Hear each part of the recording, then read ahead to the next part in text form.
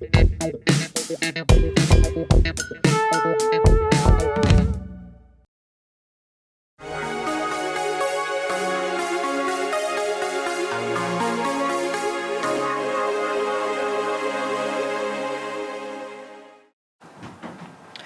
afternoon, everyone. Thank you for coming to the City County building. I am Olga George, Mayor Gainey's and the City of Pittsburgh Press Secretary. Today, Mayor Gainey is going to have an opening statement regarding the retirement of Acting Police Chief Chris Ragland. Then he will take questions. Now, Honorable Mayor Ed Gainey, sir.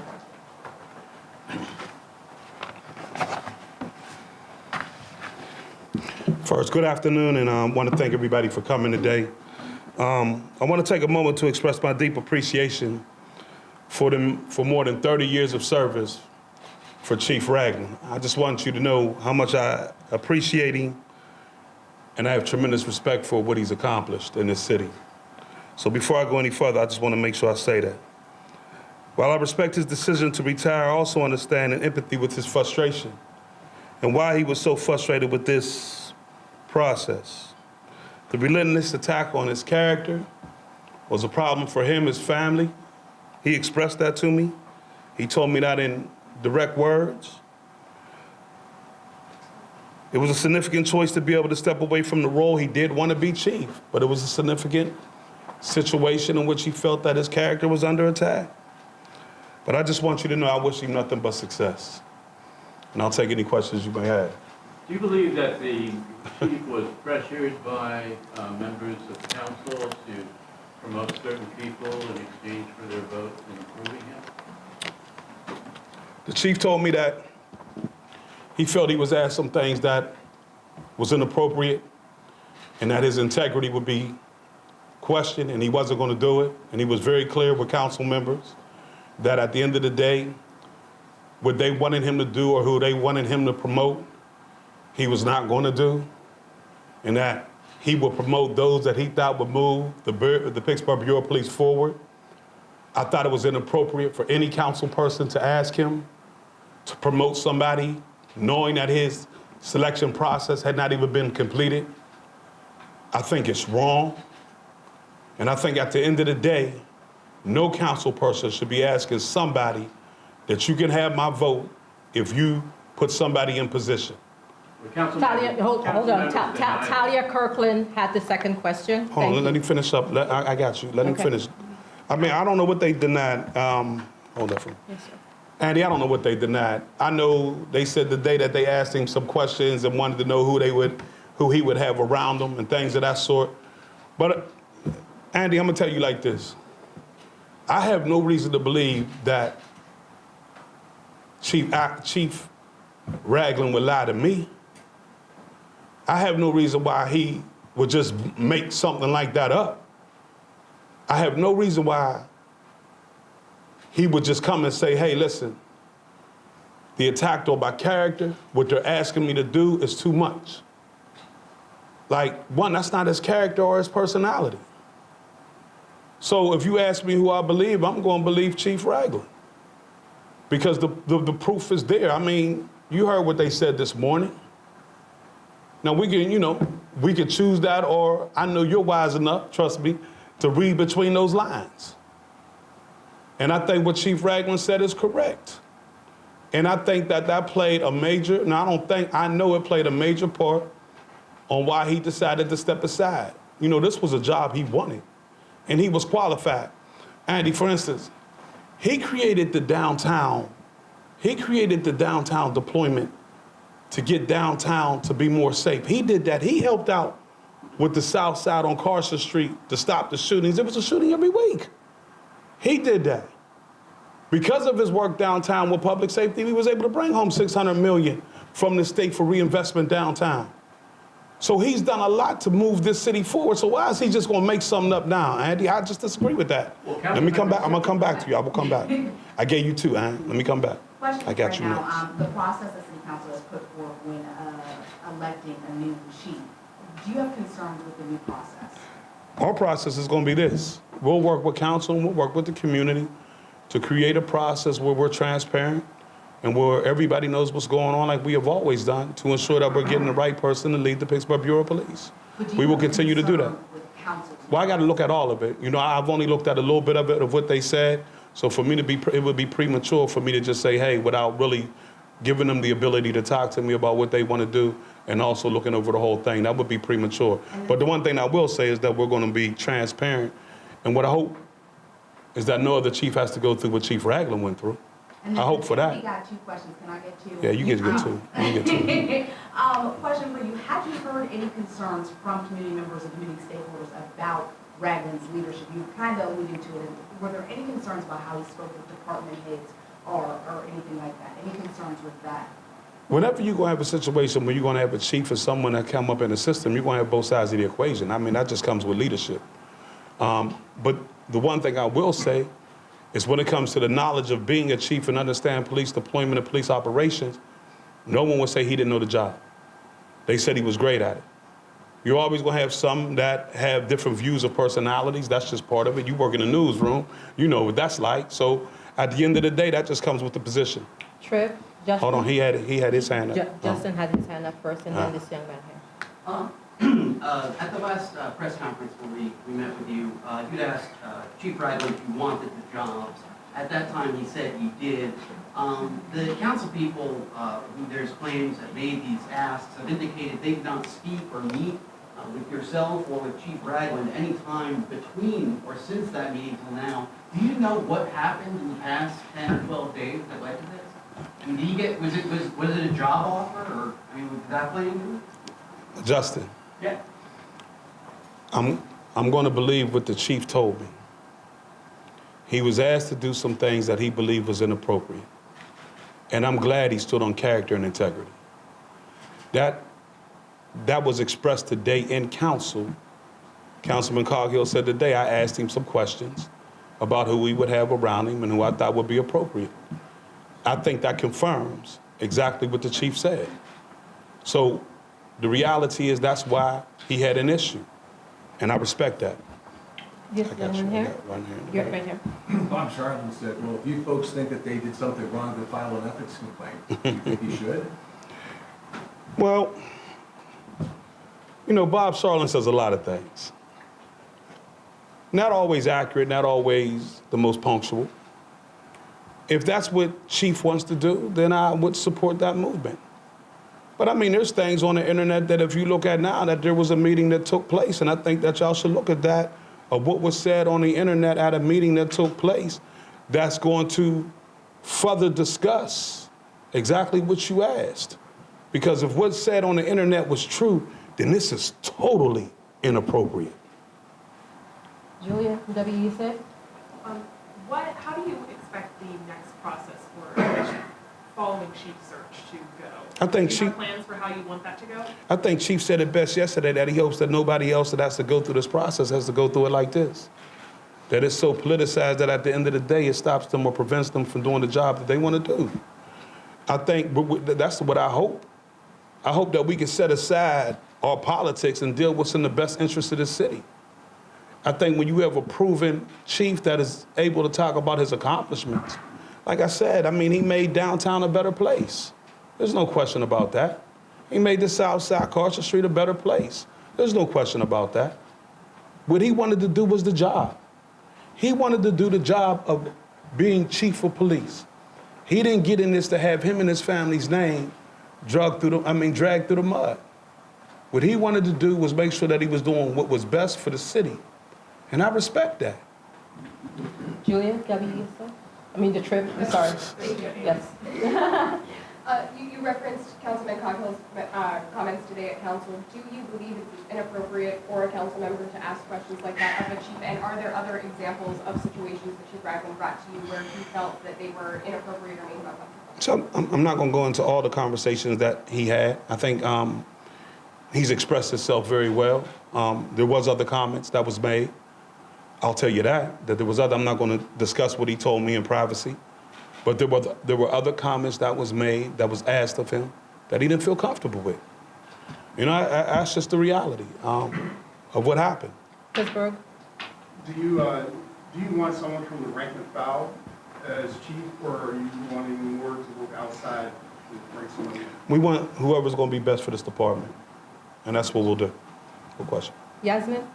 I'm going to piggyback kind of off hers. If this process is so quote-unquote politicized, how are you going to make it different for the next person that comes in? Well, my hope is that what happens, the chief is a statement that we need to change. And in this change, we need to make sure that the things that happen to chief don't happen no more. And so we have to work with the council members that I believe have good faith in creating a system or a structure in which they believe that we're going to get the best candidate for the job without it being politicized.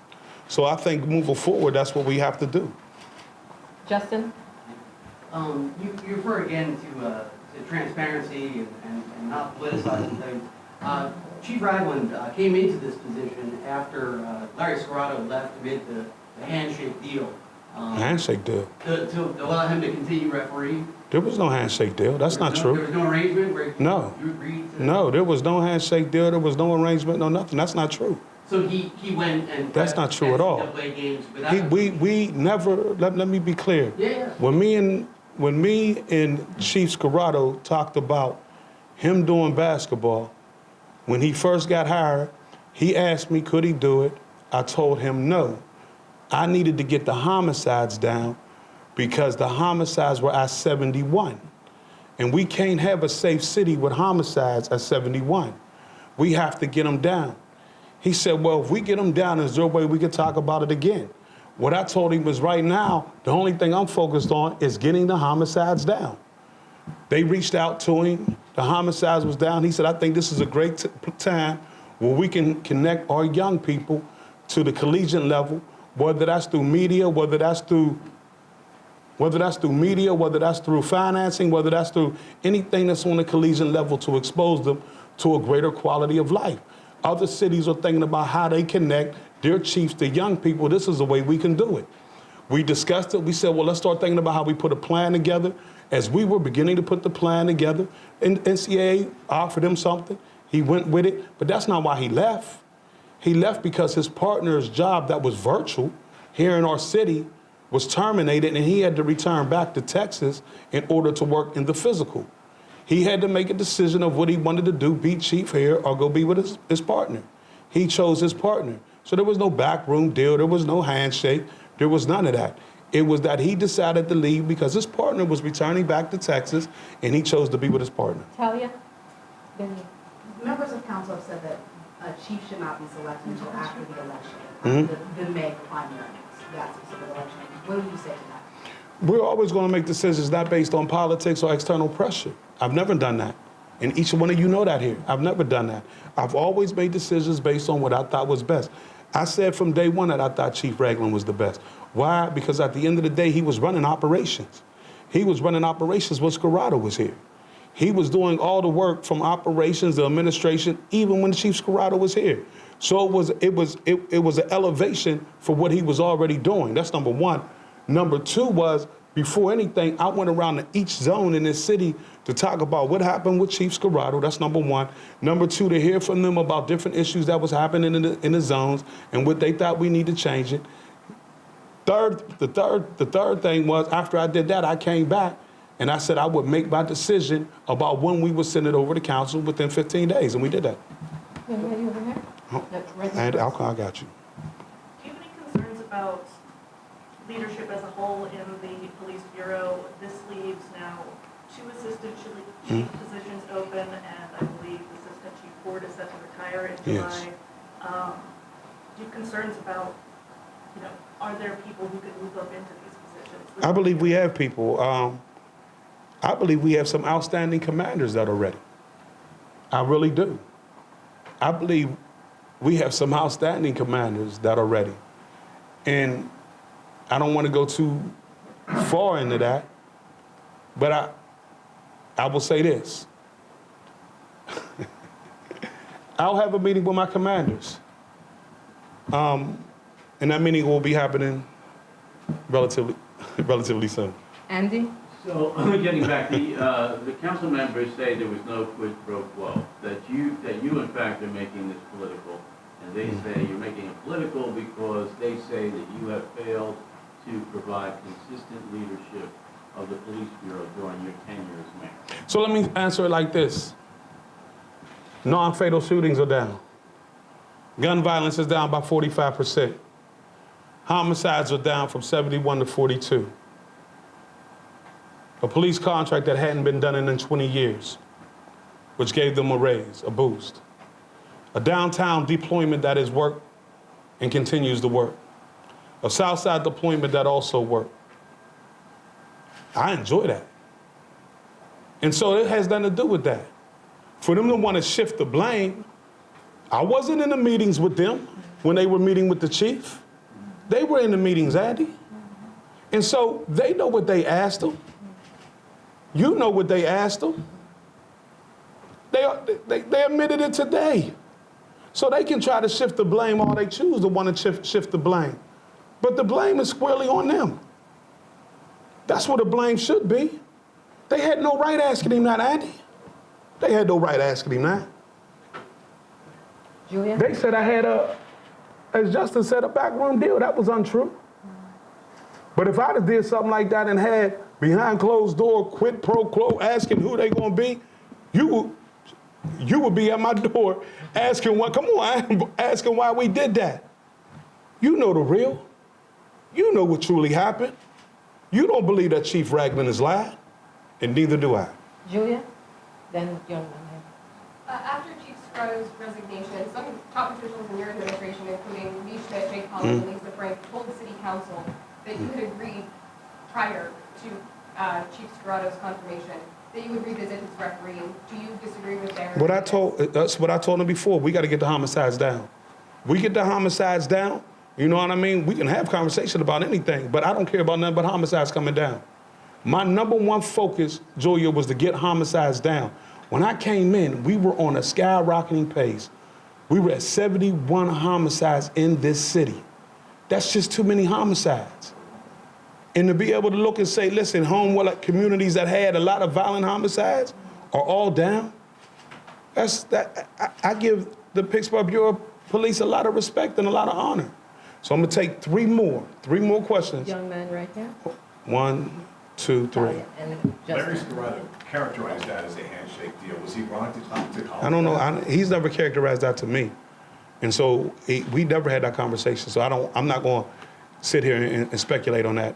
We never had that conversation like that. That's the reality. Moving forward, what is your message to the committee on public safety? You may be feeling concerned. Yeah, they have a right to feel concerned, but at the end of the day, you know, you had a process that was jarred by politics. You had a process that was not right for anybody in this community. There's no right to be able to ask the chief to do things that he feels is unethical. It's not right to ask the chief to do things that are not right, and we have to fix that system. But I'll tell you this, we'll continue to drive crime down. I promise you that. Justin? You've alluded a few times to the homicide rate and the non-fatal shooting rates going down, which is a trend that a lot of American cities are seeing, sometimes in larger numbers than Pittsburgh. Can you explain to me specifically what either you or Chief Scarrato or Chief Ragland have done to drive, what specifically is driving down? Yeah, I think you and I had this conversation before, so I'll share it. One, if the homicide total went up, would I have got the blame? And that's number one. Number two, I think opening up our rec centers, keeping our rec centers open longer so that the kids would have somewhere to go, I think that's great. I think using our Stop the Violence money to be able to see certain organizations to deal with our youth and helping young men and young women young boys and young girls become men and women, I think was incredible. I think the ones that were in the Stop the Violence done a tremendous job in helping our youth. I also think that at the end of the day, our ability to be able to have the Youth Civic Leadership Program where we had kids come in here and thanks to Partners for Work, we're paid a stipend. Thanks to CCAC, we're given 3 college credits. I think my ability to go in these schools and be able to talk about the value of life and why it is so important for our young people to grow up, I think that was critical. I think it's because we focused, we made youth our priority. In making youth our priority, we wanted to ensure that we was preserving life. So having a youth intern program to where we had youth following me around, asking me questions from gun violence to dare maintenance, the whole 9, the parks and recs, I think that played an integral part. I think working with Angela Mike at the school district to talk about career and technical education in order how that we can get some of our kids to be able to work right here in the city. I think that was a critical pathway to give them the opportunity to get into a job that paid pay good wages. I think it's not one thing, it's several different things that we did to really focus on our youth. Because at the end of the day, if you don't give a youth nothing to do, then we know what's going to happen. So our ability to be able to give the youth some more things to do is really what I think helped. And we have to continue to do that, right? We have to continue to do that. And we know that some of the issues that we're going to have is our rec centers is, Captain Caveman type age. So we're going to have to find a way to think about what we do in order to establish new rec centers, rec and wellness centers. There's certain things that we have to do, continue to open up doors for our young people. There's nothing more important than our youth. I'm going to tell you that right now. There's nothing more important than our youth. All right, thank you, guys. One last question from a community person. All right. Yes, there's a lot of conversation about the process being politicized today on social media. Multiple community members came out and said they were asked by members of city council to do whatever they could to delay the confirmation of the chief. Mm-hmm. How do you go about rebuilding your relationship with council so that this doesn't happen in the future? One thing I wish it would have never happened. I was just sharing that if they went on social media, they would see that. But for any council people to want to do it to politicize anything is wrong. It's wrong. And it demonstrates their ability to want to work in a manner that creates situations where we're showing the growth of this city. For that to occur, I can't say, and I think we'd have to ask those council people why they did that or what that was about. But, I don't want to speak for them. What I will say is that we will continue to work with the ones that want to work with us to make this the safest city in America. It's unfortunate, again, that was the situation. It was, that was, something that was coordinated from certain people. I'm not going to get into it. I think the media, they can look at it for themselves. But what I'm saying is I think that was wrong. Thank you all for coming. Appreciate you all.